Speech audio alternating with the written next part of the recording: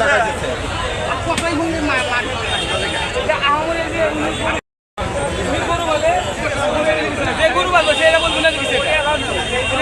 এই অত্র এলাকার হাটটা সবার কাছে পরিচিত এবং প্রিয় হাট বলে পরিচিত।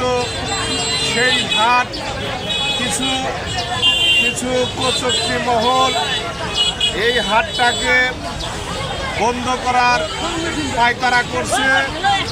সেই লক্ষ্যে আমি প্রশাসনের প্রতি উদ্যত আহ্বান জানাবো, এই হাটটা যেন এই 40 বছর যাবৎ এই হাটটা প্রতিষ্ঠিত হচ্ছে, এই হাট পূর্বের ন্যায় আবার পুনরায় চালু করার লক্ষ্যে আমি প্রশাসনের প্রতি উদ্যত আহ্বান জানাবো যেন আমাদের পূর্বের ন্যায় হাটটা প্রতিষ্ঠিত হয়। এই হাটটা লাগার কারণে এই উত্তর অঞ্চলের মানুষ খুবই আনন্দিত। সাংবাদিক ভাইরা আপনারা নিজেরা পর্যবেক্ষণ করে দেখছেন কি পরিমাণ মানুষের হাসি খুশি, এটা প্রমাণ করে যে হাটটা পুনর্বহল করা সম্ভব।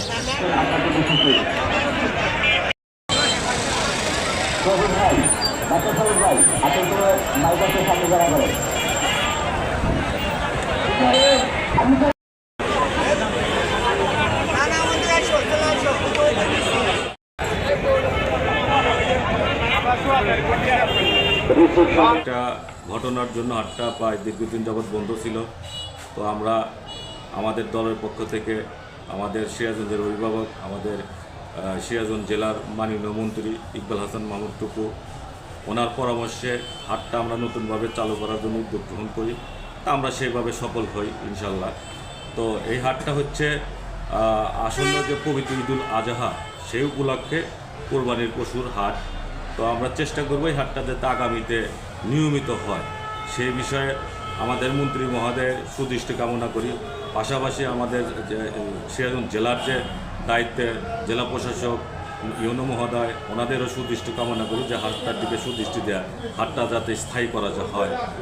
এটাই হচ্ছে আমাদের গ্রামবাসীর পক্ষ থেকে আবদার দাবি।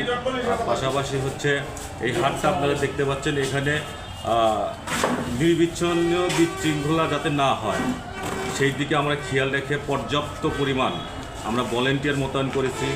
আমাদের সিরাজগঞ্জ সদর থানার থেকেও প্রশাসনের দিক থেকে অনেকগুলা তাদের টিম এখানে কাজ করতেছে, সার্বক্ষণিক কাজ করতেছে হাটটাতে যাতে কোনো বিশৃঙ্খলা না ঘটে। পাশাপাশি দেখবেন যে এই হাটে ক্রেতা এবং বিক্রেতা সবাই খুশি।